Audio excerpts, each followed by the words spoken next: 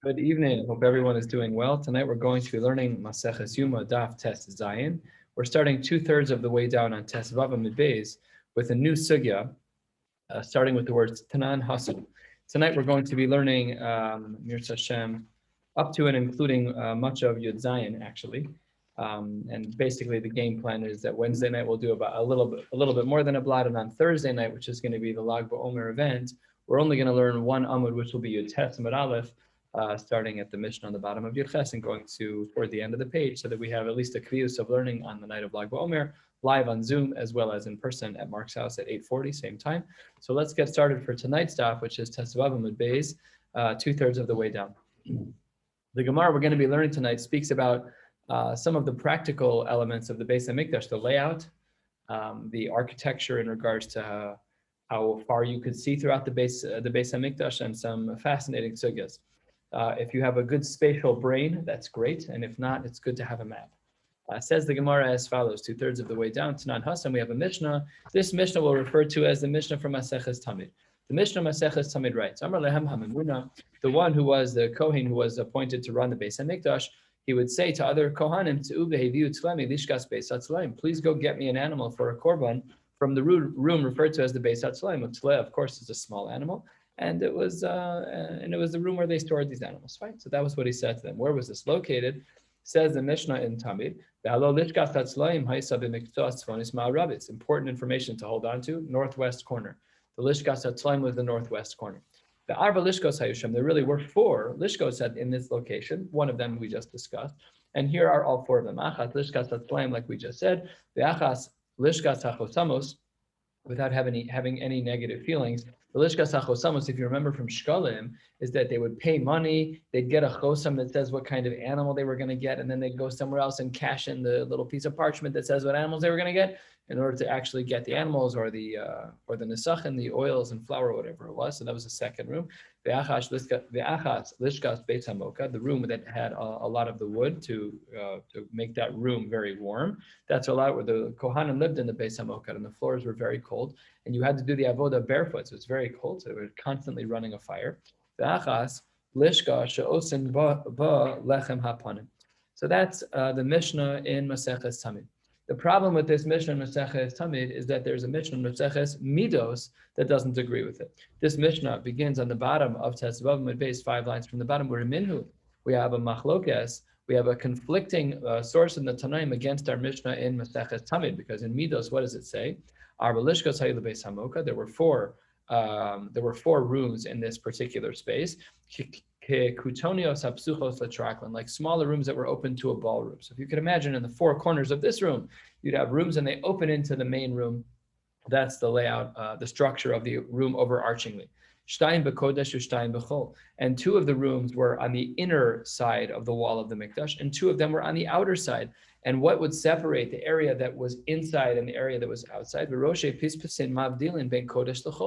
there were small pegs that were built into the floor to make sure the Kohanim knew when they were in the side that was Kodesh and when they were in the side that was Chol.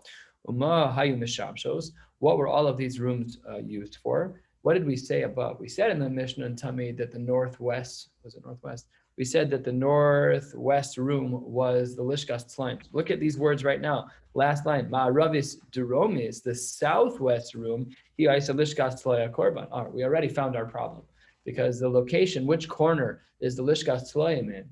Do we say that the room that holds the animals in the northwest of the building, of the Beis HaMokad, or is it in the southwest? So that seems to be a machlokas between the Mishnah Maseches Tamid, which we saw above, and the Mishnah Maseches Midos that we're seeing now. And let's continue with the Brisa. Our question's already been articulated, but we still have to finish the Mari Makom. Turning to the top of Tes Zayin Amud Aleph, Dromis Mizrachis, what about the southeast corner? He lishka shayu osin b'lechem apanim. So the lechem apanim was made in the southeast. We're going to see that this is not such a simple thing, but let's continue with this Mari Makom in Maseches Midos Mizrachis Tzfonis. What about the northeast? Ba ganzu beis chashmonai avnei mizbeach shiktu malchiyava. They when the mizbeach, after the Yavanim had access to the Mizbeach, they did terrible things. They brought their own korbanos to Avodah Zarah, whatever they did that was terrible. And the Chachamim had to paskin a shaila. You're allowed to bring any korbanos on that Mizbeach that was used for incorrect purposes. They paskin l'chumra that they had to build, or maybe l'kula, that they had to build a new mizbeach. So they broke down the old mizbeach, but it still has kedusha. I just swapped out my tefillin batim. They were not mehudaros, so I got them swapped. They were gasos, but they were not good quality. So I asked Rabbi Robinson and Shiley swapped it. They swapped them out. So the Tzal assured did it. So now I have my old tefillin batim. What status? So they're tashmishe kedusha. You can't just throw them out. They have to be buried b'gniza. There's no parchment inside, but they're tashmishe kedusha. So the avanim of the mizbeach halachas kama v'kama. It was of course a very holy material. So what they did, the Beis Chashmonai, they said avnei mizbeach sheshiktu malchayav, and they made it disgusting. That's the room they buried it in, was in the northeast of that area. What about Tzfonis Mizrachis, northwest? So then Ba Yordan the Beis HaTfilah. There in Maseches Tamid, we highlighted that the Kohanim that were living in the Beis HaMoked, if one of them had a mikra laila, they saw zera, they saw semen, they had to go to the mikvah. So then there was a tunnel system that they could get to that was under the mikdash in an area where there was no kedusha, so that they could go and gain access to the mikvah to again become tahor for avoda. So sikum hadvarim, our question is now ended. The question mark was right here after the words of Beis HaTfilah. And what we're concerned about is the fact that the Mishnah in Tamid said that the Beis HaTzlaim was in the northwest, and the Mishnah in Midos says that it's in the southwest. So which one is it? Answers the Gemara, no conflict at all. Amar Rav Huna Mantana Midos Rabbi Elazar ben Yaakovi. The author of the second shita, that it's in the southwest, was the shita Rabbi Elazar ben Yaakov. Okay, how do we know that? Ditnan. We're going to learn about 10 lines of a Mishnah, and only at the end will there be value, quote unquote, in regards to the flow of our Gemara. It says the Mishnah as follows, Ditnan, the Mishnah writes, oh, that's echo. Ditnan, Ezras Nashim, Haisa, Orach, Mea Ushloshim V'chamesh, Al Rochav, Mea Ushloshim V'chamesh. The Ezras Nashim, the section that was not on the Heichal side, in the rectangle of the Beis HaMikdash, you've got this long room. On the left side, quote unquote, the left side, when we look at it in a map, you see the Heichal and the Mizbech, and on the right side is the Ezras Nashim. The Ezras Nashim says the Mishnah was 135 amos by 135 amos square. The Arba Lishkos Hayu B'Dalad Mikza Oseho. And there in that room, we also, unrelated to the four corners that we were talking about before, but in the Ezras Nashim, there were also four rooms there, Mahayu Mishamshos. What were those four rooms used for? We're about 10 lines down on Tezayin Malach, about a quarter of the way down. Answers the Gemara as follows. Duromis Mizrachis, when we talk about the southeast corner, he Haisa Lishkas HaNazirim, that was the room for the Nazirim. Shesham Nazirim Mevashtan es Shalmehen, Megalchen Sa'aron, Meshalchen Tachat Sadu. They would cook their animals, they would cut their hair. Remember that the Nazir wasn't allowed to cut their hair when they were Nazirim. That's one of the things, if a person says about themselves that they want to be a Nazir, that's a very big problem. That's a very big problem because it asters them from getting haircuts and it asters them from any grape derivatives whatsoever. We live in a very processed food type of culture. It doesn't take much to have a little bit of grape juice in something, that could cause a problem. And by a nazir, we have a very strict measure called mishras, pasuk and chumash, that indicates that you're not allowed to have any of it at all, not even a little bit, not even a flavoring. So anyways, the nazir, this was his room. That was where the nazir would go. That was in one corner in the Ezras Nashim. The next corner, Mizrachis Tzfonis, the northeast corner, that's where the wood would be kept, the wood that was used for the Ma'aracha. Shesham Kohanim Ba'alei Mumin Omdemu Maslin Be'etzim. If there was a Kohen who was a Baal Mum, he couldn't go into the area that was dedicated to the Kedusha. We'll see a little bit later today that there was a section specific for Kohanim. But if he's a Baal Mum, then he's not allowed to go do the Avodah. So they gave him another job. What was his job? To make sure that the worms had not infested the wood. That was his job. Umasli, and it's used as a verb here, to remove the worms from the wood, to deworm the wood, if that's a word. Because if there were to have been any worms in the wood, it would have been problematic. What about the northwest corner of the Ezras Nashim? So he Lishkas HaMitzorai. And what about the last corner? In regards to the southwest corner. So then the Mishnah said something very strange. And this brings us to our point. All of this Mishnah was background, just to lead us up to this point. Amar Rabbi Elazar ben Yaakov, shachachti ma haisa mishamechtes. I forgot what this room was used for. And then the Gemara gives his conflicting opinion of another Tana. Abashal Amar ba hayunosnim yain v'shemen v'hi haisa nikras lishkas beis shemanya. They would put wine and oil in that room. And that's where they started. So the Gemara here is doing something very gentle with this Mishnah and saying, why did it bother saying the line, Amar Rabbi Elazar ben Yaakov shachachti ma haisa mishameshtes? Why would you add in the shita of a Tana who doesn't know what the answer is to the question? So some of the Meforshim make a deep. Humility. So there's a lot of humility in Tanaim, but here the Gemara says the reason why they had to say his name is because everything else was him. This time he didn't know, and they had to say he didn't know. The Tanakama, as it were, who didn't know, who was he? It was Rabbi Elazar ben Yaakov. So that's the diuk that the Gemara makes, and therefore, remember the question we started with, that the Mishnah in Maseches Tamid indicates that the Lishkas Slaim in the Beis HaMokad was in the northwest, and in the Mishnah in Tamid it's in the southwest. Conflict in the Mishnah, it's not a stira. The Mishnah in Maseches Tamid was written by one author, and the Mishnah Maseches Midos is written by another author. And the Tana of Maseches Midos is Rabbi Elazar ben Yaakov, and we proved it again here when this Mishnah, a different Mishnah, indicates Shachachti Mahaisim Meshameshtes, and the Meforshim point out that the reason why this was included in the first place was because everything else was him. This one he didn't know, so we also want to know that he didn't know. So they said his name. And the Mishnah here, halfway down on Tezayin Amar Aleph, indicates, as the Gemara concludes as follows: Hachanami mistabra. It's very logical to assume the Rabbi Elazar ben Yaakov because of the following. Okay, put on your math caps. We know that there is a halacha that the para aduma was burned on Har HaZeisim, but there was a particular halacha that when the Kohen who was taking care of the para aduma was doing this, he had to be able to see into the heichal. Okay, this is not a simple thing. So let's assume that this rectangle is the floor is the footprint of the Beis Hamikdash. The Heichal's over here, okay? Ezras Nashim's over here, and this wall right here is an eastern wall. He was standing over here on the mountain, had to be able to peer through the eastern doorway all the way through, past the Mizbeach, doorway. We're going to get into the details and see into the Heichal. Now, that was what had to happen. We're going to prove from this Maisa, from this halacha, that in fact the halacha is like Rabbi Elazar ben Yaakov yet again. We're halfway down. Let's see. What's that? What does Rabbi Elazar ben Yaakov say? We're going to learn it right now. It takes we're going to string together about 6 Mishnayos to put together his shita.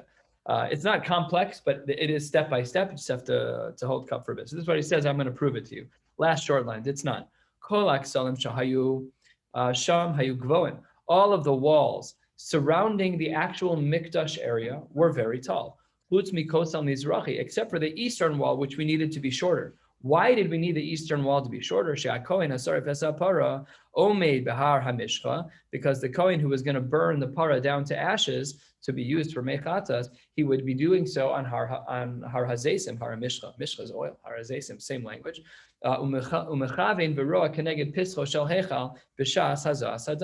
So here he explains it as follows. There's a wall here, and according to Rabbi Elazar ben Yaakov, you're not looking through a doorway, you're looking from above the wall into the wall of the Heichal, looking across the whole length of the Mikdash. So that's Mari Makom number 1. Good. Let's see. And that's what he says here. The second of the widest lines that it was Keneged Pischo Shel Heichal B'Shas HaZasadam. That's Mishnah number 1. Mishnah number 2. It's not. Kol Apsachim Shayusham Govan Esrim Ama V'Rochban Eser Amos. And all of the doorways from the outside of the Mikdash, and even the doorways that were inside the Mikdash, were 20 tall, 10 wide in Amos. There was one exception, of course, which was the Ulam, which was 20 by 40. It was taller, but that's not going to be relevant for now. That means that the outer doorway of the eastern wall was 20 by 40. Next Mishnah number 3, Vitznan. Lifnim Mimenu, from the outside wall, you have the eastern wall, that's 20 amos tall. The next phase inside that we would see, Vitznan Lifnim Mimenu Soreg. There was a line there that Jews who were Tameh and Goyim could not cross. Okay, good. Next, Mishnah number 4. Vitznan, 2/3 of the way down. Vitznan lifnim mimenu, yet another layer in mimenu hachel eser amos. There was a chel, there was another boundary there that was 10 amos. Okay, good. 10 amos lengthwise, going the length of the building. And here's where we have to deal with a mathematical issue. V'shtei ma'alos hayusham. There were 12 stairs going upwards. What was the height of each stair? Says the Gemara, room ma'ala chatziyama, v'shilcha chatziyama. The stairs were built like this. They were up a half an amma and in a half an amma. Up and in, up and in. So basically it's half an amma up. And if you have 12 steps times a half of an amma each, that's 6 amos, right? So if you're looking from the east, you can see through the outer door. You can see past the soreg because it's flat. You cannot see past the chel entirely because it's elevated 6 amos because it's 12 stairs, half amma each. So when you're looking from Har HaZeisim, let's assume that Har HaZeisim was flat on the ground with the opening of the Mizrach door. But then when you get into this area of the Chel, you're going up 1, 2, 3, 4, 5, 6, 7, 8, 9, 10, 11, 12. You're blocked 6 amos. Let's hold cup here. Now we're 6 of the amos are blocked. Let's continue. And then we have Tes Vav, Milos, Olos, Mitocha, Hayordos, Me'ezras Yisrael, Ezras Nashim. The stairs that go from the holy area into the Ezras Nashim is 15 stairs. So we already had 6 amos worth of stairs. How much space did this take up? Says the Gemara, the stairs were made the same way. Rum malachatziama, v'shilcha chatziama. The stairs were a half an amma tall, and they were a half an amma. The tread of the stair was also half an amma. But how much is? We said it's 15 stairs up. So 15 times 0.5 is 7.5 amos. So now we had. You're looking in from the east. You're at the foot of Har Hazesim. You look in, and you're like, wait. I can't see totally through because there's 6 amos in height of stairs by the Chel. And there's another 7.5 amos. We're up to 13.5 because of getting up from the Ezras Nashim into the Ezras Yisrael. Now, next Mishnah. What is this? Number 6. A lot of Mishnahs. Vitnan bein ha'ulam u'lemizbeach kaf beis amma. There was 22 amos between the ulam and the mizbeach. V'shtei misrei malos hayusham. And there were another 12 stairs. We already did.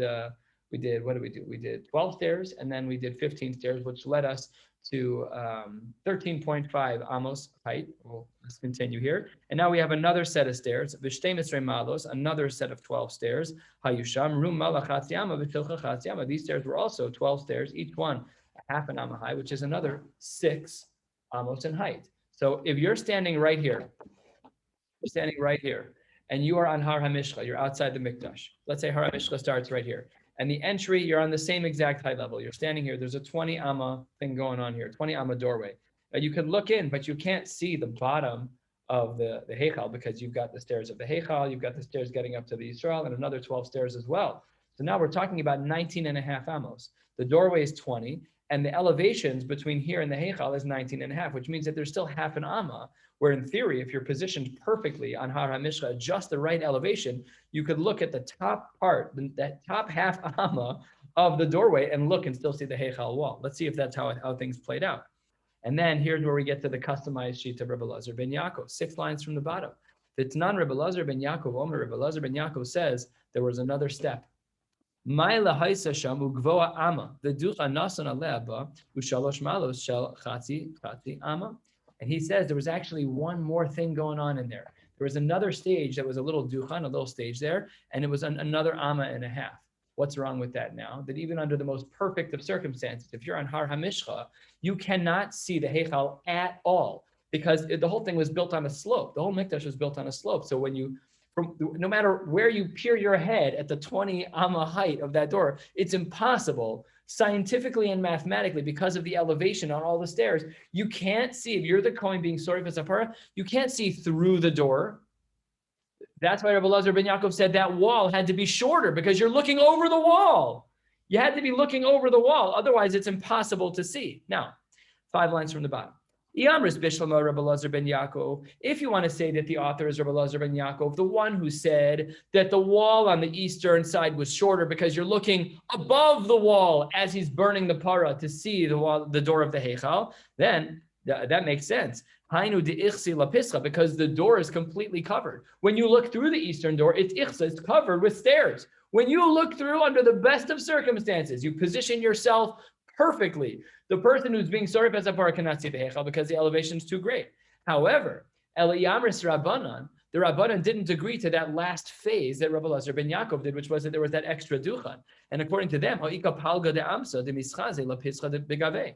according to the sheet of the Rabbanan, there is no duchan that's elevated, and therefore there was half an amma left if you were to position yourself correctly on Har HaMishcha, according to the Rabbanan, where you could look inside the eastern doorway at the top half amma, at the height of the door, the last half amma. If you peer perfectly through at just the right angle, you'd be able to see the Heichal.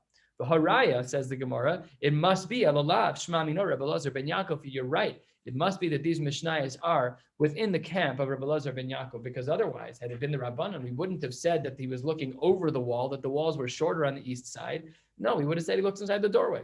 So, all right, that's how the Gemara argues. It's a very, it's a very cool argument. The Gemara lays out the whole slope of the Mikdash, and how he can see. So that because the mikdash here is built according to this Mishnah on Maseches Midos, that you were looking above the wall, it must be Rabbi Elazar ben Yaakov, a second raya for the Gemara.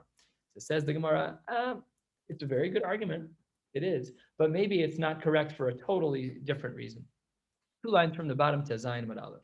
Ravada bar Ava Amar Hamani. I can give you another approach that works perfectly fine for Maseches Midos, and it's not Rabbi Elazar ben Yaakov. Who is it? Rabbi Yehuda. Why? Titania. Rabbi Yehuda is quoted in a brisa. Rabbi Yehuda Omer HaMizbeach Memutza.